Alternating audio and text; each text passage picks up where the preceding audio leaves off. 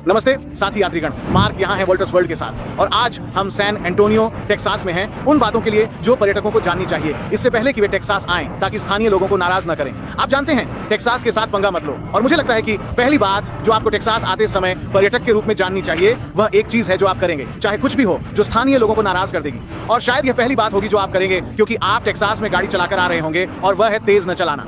देखिए 65 मील प्रति घंटा गति सीमा वह न्यूनतम है। यहाँ लोग तेज गाड़ी चलाते हैं। मुझे पता है कुछ लोग सोचते हैं अरे वो बड़े ट्रक, उन बड़े टायरों वाले ट्रक वो तेज नहीं चल सकते। ओह हाँ, चल सकते हैं और चलाएंगे भी।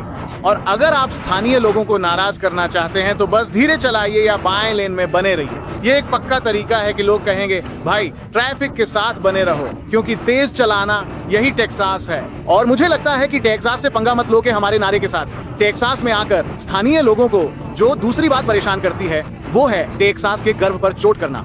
जब मैं टेक्सास के गर्व पर चोट करने की बात करता हूं तो हम उन चीजों की बात कर रहे हैं जो सच में टेक्सास का प्रतिनिधित्व करती हैं, वो चीजें जिन पर टेक्सास के लोग कसम खाते हैं। ये वही चीज है जो मेरी दादी और दादा करते थे और मैं भी करता हूं। उन्हें कुछ चीजों पर विशेष गर्व होता है। तो अगर आप ब्लूबेल आइसक्रीम की बुराई कर रहे हैं तो यह अच्छा नहीं माना जाएगा। अगर आप वाटा बर्गर और उनके मसालेदार केचप से प्रभावित नहीं हैं, फिर से ये अच्छा नहीं लगेगा। अगर आप सोचते हैं अरे HIB तो बस एक और किराने की दुकान है, नहीं, या मेरे भगवान न करे आप बकीज जाइए और वहां से टी शर्ट और 9000 चीजें जो आपको जरूरत नहीं थी न खरीदें। मेरा मतलब है ये दुनिया का गैस स्टेशन टारगेट है।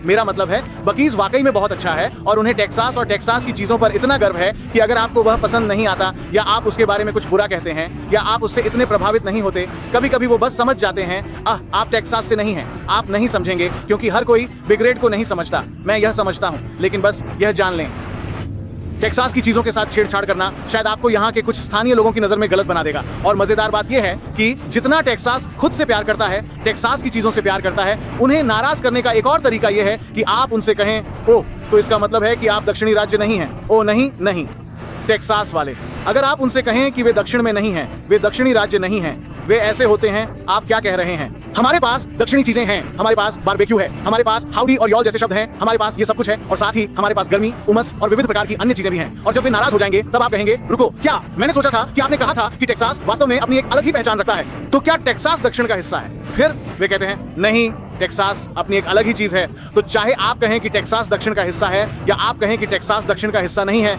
आप किसी न किसी को नाराज करने वाले हैं। अब चाहे आप इस बात पर किस तरफ हो, टेक्सास एक दक्षिणी राज्य है या टेक्सास अपनी एक अलग ही चीज है।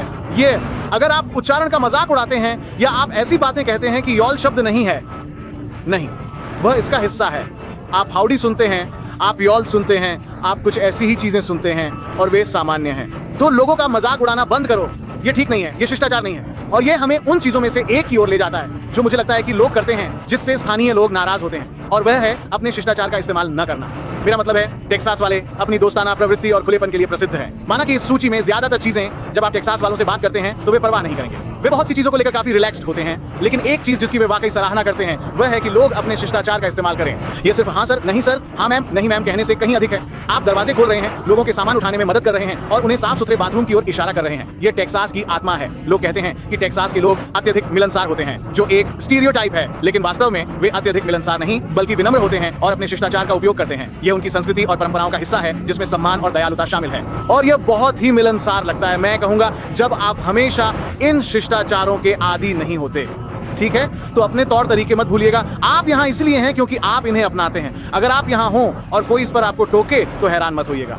अब एक और बात जो शायद थोड़ी संवेदनशील हो सकती है जब आप यहाँ हो और लोगों से बात करें, वह ये है कि आप लोगों को बताएं कि आप टेक्सास इसलिए आ रहे हैं क्योंकि टेक्सास के लोग जानते हैं कि आप यहाँ क्यों आ रहे हैं। वे टेक्सास से प्यार करते हैं, इसीलिए उनमें टेक्सास के प्रति इतना गर्व है। लेकिन अगर आप कह रहे हैं कि आप टेक्सास जा रहे हैं, या खासकर अगर आप कह रहे हैं कि आप कैलिफोर्निया से टेक्सास जा रहे हैं, ओह वाह, ये लोगों को उत्तेजित कर देगा। ठीक है, मैं आपको अभी यही बता रहा हूँ, ठीक है। और इसी के साथ क्योंकि बहुत सारे लोग ऑस्टिन में बसने आते हैं, ये टेक्सास के उन बड़े उभरते क्षेत्रों में से एक है।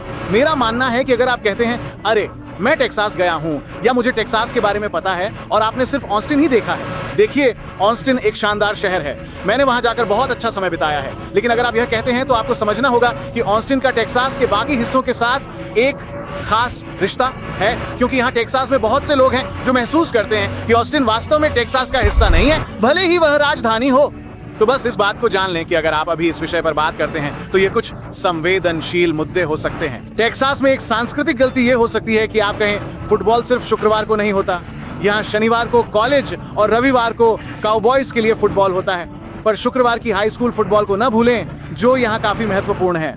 टेक्सास के लोगों को अपने राज्य, शहर और उस हाई स्कूल पर गर्व होता है जहां वे या उनके बच्चे गए हैं, इसलिए वे हाई स्कूल के खेलों में बड़ी संख्या में जाते हैं। ये समुदाय के लिए एकता और स्थानीय प्रतिभा का समर्थन करने का एक जरिया है। अच्छा, हाई स्कूल के बाद जैसे आपके बच्चे 20 साल पहले पास हो गए हों, फिर भी आप शुक्रवार की रात फुटबॉल में अपने स्थानीय बच्चों की हाई स्कूल टीमों को देखने जाते हैं, क्योंकि जानते हो क्या, गली के नीचे छोटे जॉनी वह टीम में खेलता है और सड़क के उस पार जुआन वह भी टीम में है और मैं उनका समर्थन करने जाना चाहता हूं, भले ही आप 80 साल के हों। मेरा मतलब है ये यहाँ की संस्कृति का एक अहम हिस्सा है। फुटबॉल यहाँ बहुत लोकप्रिय है, समझे। हालांकि पिछले कुछ सालों में कॉलेज टीमें ज्यादा अच्छी नहीं रही, अब स्थितियां बदल रही हैं। बस ये जान लो, अगर आप शुक्रवार रात को योजना बनाते हैं और उसमें फुटबॉल नहीं है, चाहे वह शुक्रवार, शनिवार या रविवार को हो, तो आप एक बड़े सामाजिक अनुभव से चूक सकते हैं।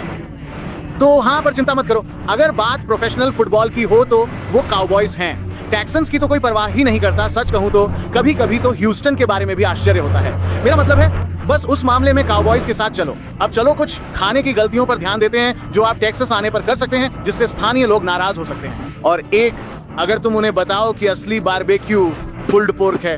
अरे नहीं भाई, यहाँ गोमांस के देश में नहीं, यहाँ टेक्सास में सब कुछ ब्रिस्केट के बारे में है।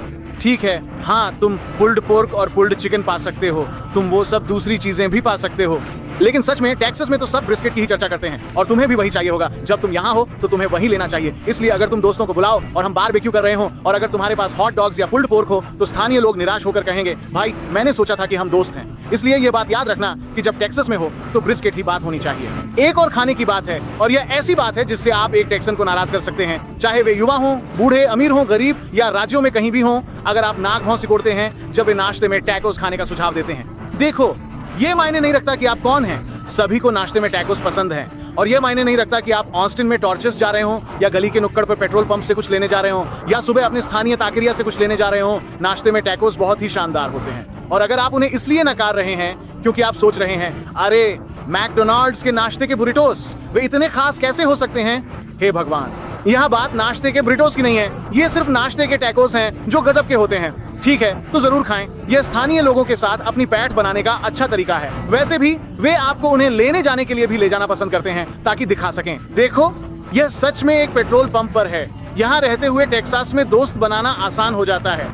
इसलिए नाश्ते के टैकोस की बुराई मत करो, वे टैकोस वाकई लाजवाब होते हैं। और एक बात, जो चीजें दूसरों को खटक सकती हैं, शायद वे आपको ज्यादा फर्क नहीं डालेंगी। तुम्हें कुछ मिल सकता है, पर एक निश्चित तरीका है, एक निश्चित बात जो तुम कह सकते हो, जो टेक्सास में हर किसी को भड़का देगी। फर्क नहीं पड़ता कि वो कौन है, यह वह सबसे डरावनी बात है जो कोई भी टेक्सास वासी सुन सकता है। मान लो जुलाई का महीना है, तुम टेक्सास में अपने दोस्तों के यहाँ घूमने आए हो। जुलाई के गर्म मध्य में जब आप पड़ोसी बॉब के घर के बाहर जाकर कहें, लगता है तुम्हारा एयर कंडीशनर खराब हो गया है, तो उनकी घबराहट देखेंगे। यहाँ की गर्मी में बिना एसी के लोग पिघलने लगते हैं। और फिर वे लोग जो होटल में कमरा लेते हैं क्योंकि उनके घर में एसी नहीं चल रहा, उन्हें भी देखेंगे। गर्मी में एसी बंद होना वाकई आपातकाल जैसा होता है ना। यह वह डरावनी बात है जो आप टेक्सास के किसी व्यक्ति से कह सकते हैं, जिससे वे सहम जाएंगे। आशा है आपको ये छोटी छोटी बातें पसंद आई होंगी जो पर्यटक कह या कर सकते हैं, जिससे टेक्सास के लोग नाराज हो सकते हैं। मैंने 2 विशेष विषयों पर जानबूझकर चर्चा नहीं की है, लेकिन आप उन्हें अनुमान लगा सकते हैं, क्योंकि मैं नहीं चाहता कि चर्चा अनावश्यक विवाद में बदल जाए। आपको पता होना चाहिए कि टेक्सास के लोगों को क्या चीजें उत्तेजित कर सकती हैं, ताकि यहाँ आने वाले लोग जान सकें कि कैसे बेहतर तरीके से टेक्सास वासियों के साथ घुल मिल सकें। यहाँ सैन एंटोनियो से खरीदारी करें,